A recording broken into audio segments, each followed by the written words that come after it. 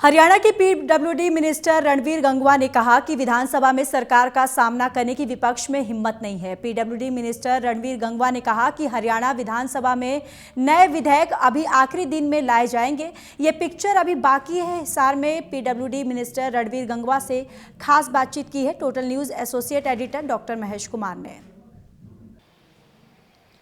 हरियाणा के PWD minister Ranveer Gangwa इस वक्त हमारे साथ बने हुए हैं। रणवीर गंगवा जी, हरियाणा आया है नंबर 1 बीपीएल कार्ड काटने में। 13,40,000 बीपीएल कार्ड हरियाणा में काट दिए गए और ये देश में सबसे बड़ा आंकड़ा है। और यही वजह है कि हरियाणा बीपीएल कार्ड काटने में बन गया है नंबर 1।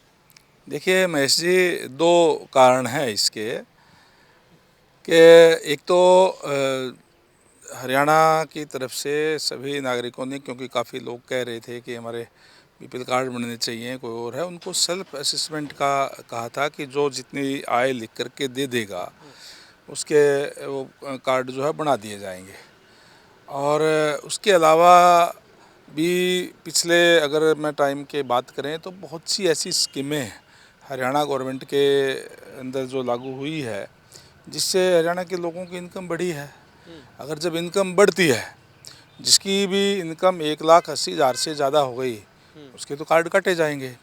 और उसके बाद में गवर्नमेंट की तरफ से जो सर्वे कराया गया उसके कुछ एक पैमाने रखे गए कि जिसके पास आज अगर कोई कार है तो वो कोई बीपीएल कार्ड वाला तो 1,80,000 के दायरे के अंदर तो नहीं आ सकता। इसी तरीके से चाहे कोई वो बिजली के बिल की बात हो, किसी ने अगर कोई 4-4 एसी लगा रखे हो घर के अंदर, बिजली का बिल अगर जिसका 12-15 हज़ार रुपये आ रहा है तो वो कैसे किस तरीके से वो बीपीएल का हो सकता है। तो ये तमाम चीज़ें थी जिसको काटने का काम किया है। और आज की जो सरकार, अगर आप फिर भी अगर इसको चेक करेंगे तो जो 2014 में कांग्रेस के टाइम में थे उससे और ज़्यादा लोगों के बीपीएल के कार्ड हमने बढ़ाने का भी काम किया है।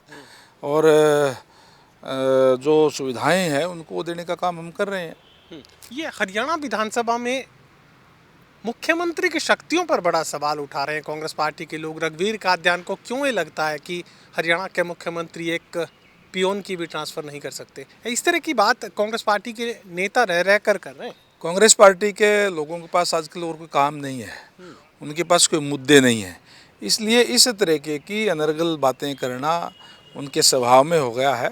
और यही कारण है कि तथ्यहीन कोई भी बात करते हैं, कोई भी इस तरीके की कोई करते हैं तो उनका खिलाफ जनता अपना जनादेश देने का काम करती है। तो इसीलिए जो इनकी मानसिक स्थिति थी, मैं कहूँगा कि वो ठीक नहीं हुई रही, क्योंकि लगातार हार से, क्योंकि लगातार सत्ता में रहने वाले लोग हैं और इनको सत्ता दूर दूर तक दिखाई नहीं दे रही, इसलिए कहीं ना कहीं मानसिक स्थिति इनकी खराब हो गई है। हरियाणा विधानसभा के शीतकालीन सत्र में विपक्ष लगातार ये कह रहा था कि जनहित से जुड़े मुद्दे उठाने का काम करेंगे, लेकिन अब तो एक तरीके से समापन पर है, एक ही दिन का जो कामकाज है वो बाकी है। तो ऐसे में ये मुद्दे कहाँ गायब हो गए? देखिए, मैंने जैसे कहा, आज मुद्दे हैं नहीं कोई भी।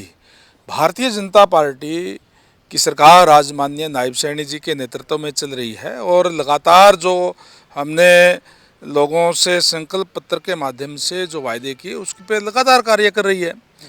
और उनके पास पता नहीं किस मानसिकता से, आपने देखा होगा कि कल और कोई मुद्दा था ही नहीं, वो अविश्वास प्रस्ताव लेकर के आ गए।